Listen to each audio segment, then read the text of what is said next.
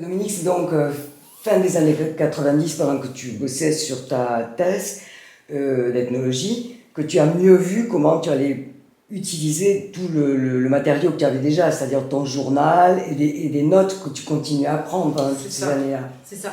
Et ça, c'était vraiment dans le but de faire une thèse, que j'ai jamais faite en fait, en réalité, parce que comme je suis consultante, je bouge beaucoup, j'ai travaillé beaucoup et j'y arrivais pas.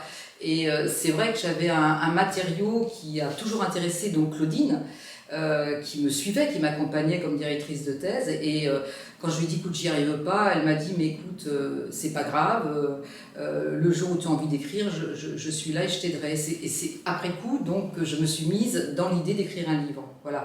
Mais c'est pour ça qu'il a toute cette forme ethnographique. Et puis il y a eu cette rencontre aussi donc, dans les années 2000 avec Bachir, que lui, je n'avais pas connu du tout dans les années 70 en Kabylie, qui m'a contacté. Je connaissais un de ses jeunes frères que j'avais eu comme élève, et lui, en fait, il avait vraiment le projet d'écrire l'histoire de son père, parce qu'il avait immigré en Angleterre, qu'il avait été privé très longuement de lui, et qu'il trouvait que c'était un personnage extraordinaire, emblématique, représentatif. Enfin, voilà, il avait une grande admiration pour lui.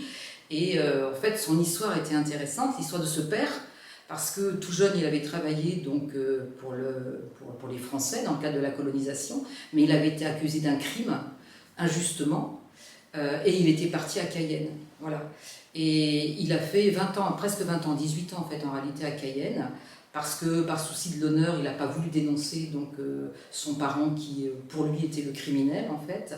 C'est une histoire très dure, et il a réussi à s'en sortir, à revenir après, encore pendant la colonisation d'ailleurs, mais comme un héros quelque part, hein, parce que c'était absolument rarissime que des gens reviennent de Cayenne.